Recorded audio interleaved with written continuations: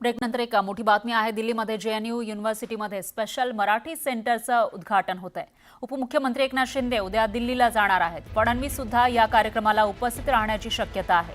शिंदेंच्या दौऱ्यामध्ये केंद्रीय नेत्यांच्याही भेटीगाठी होण्याची शक्यता वर्तवली जाते। तर JNU जवाहरलाल नेहरू युनिव्हर्सिटी या ठिकाणी मराठी सेंटरचं उद्घाटन होणार आहे आणि त्यासाठी उपमुख्यमंत्री एकनाथ शिंदे उद्या दिल्लीला जाणार आहेत। त्याचबरोबर मुख्यमंत्री फडणवीस सुद्धा या कार्यक्रमाला उपस्थित राहण्याची शक्यता आहे।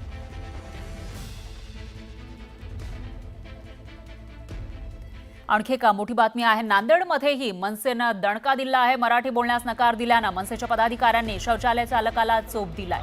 शौचालय चालकाला माफी मागायलाही लावलेली आहे। अधिक पैसे आकारल्याच्या कारणावरून जाब विचारायला गेल्यानंतर मराठी बोलण्यास त्यानं नकार दिला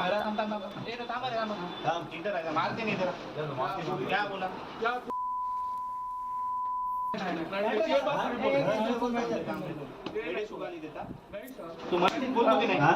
बोलता मराठी येती की नहीं तुला? मराठी नहीं बोलता जा बोलता जी नहीं। क्यों बोला फिर? जी ये बात कहाँ बोले? इतनी दादागिरी इतनी वीडियो में बहुत इतनी मस्ती आ रही है तुला बाहर बाहर मराठी बोल बाहर नहीं मैं बुलाता ना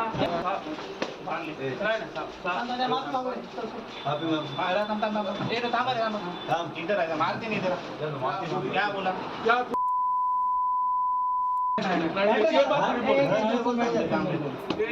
देता तू मराठी बोलतो की नहीं?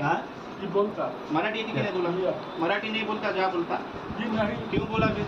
जी ये बात कहाँ बोले? इतनी दादागिरी इतनी वीडियो में बहुत इतनी मस्ती आ रही है तुला बाहर बाहर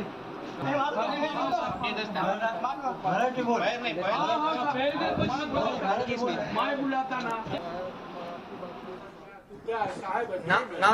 नाम बदल खुद नहीं ना तुम्हारा कंप्लीट हो जाएगा। तुम पैसे ले लेना जाओ ना एक नंबर का जाओ एक नंबर के लिए पैसा ले रहा है तू। यार क्या कर रहा है? करता मैं क्या करता करता तुम जाओ तू पहले मराठी बोल जाओ ना। तू पहले मराठी बोल क्या नहीं बोला तो क्या करेगा? तू पहले क्या करेगा? हाँ ठीक है ना क्या क्या करेगा? बताएंगा ना क्या करेगा? बताएंगा मैं क्या करेगा। ठीक है कोई बात नहीं। तू मराठी बोलत नाही ना ठीक आहे। तू मराठी बोलत नाही ना करतो काहीतरी। तू मराठी बोलत नाही ना तू मराठी हे लेडीज आहेत यांच्याकडून 5 रुपये घ्यायला आहे।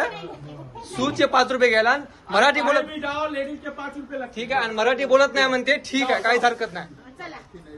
इथं नांदेड बसस्थानकला आहे आणि हे जे इसम आहेत ते लघवीसाठी 5 रुपये मागत आहेत। आता यांची कंप्लेंट करणार। आणखी एक ब्रेकिंग न्यूज आहे। जमिनीचा दस्त एका गटाचा करून फेर मात्र भलत्याच गटाचा केल्याचा आरोप करण्यात आलाय। धाराशिव जिल्ह्याच्या भंडारी गावात हा प्रकार घडलेला आहे। त्यामुळे हक्काची जमीन सोडून भूमिहीन होण्याची वेळ आल्यानं पीडित कुटुंबियांनी याविषयी माहिती दिलेली आहे। तसंच जिल्हा प्रशासनाकडे पुराव्यानिशी तक्रार केल्याचंही पीडित कुटुंबानं सांगितलंय। पण प्रशासन दखल घेत नसल्याचा आरोप सुद्धा तक्रारदारांनी केलाय। सर्वे नंबर 41 ची रजिस्ट्री करून घेतली आणि त्यामध्ये खाडाखोड करून तलाठी आणि मंडळाधिकारी यांना हाताशी धरून हा फेर ओढलेला आहे।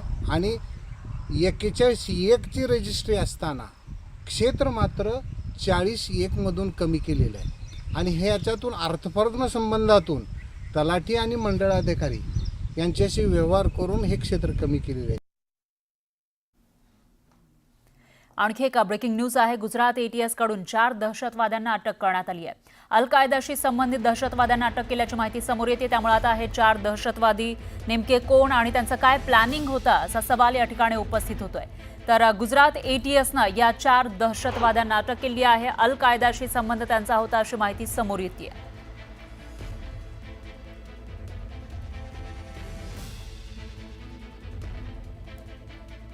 अल कायदाशी संबंधित या दहशतवाद्यांना अटक करण्यात आली आहे। 4 दहशतवाद्यांना ATSनं अटक केली आहे।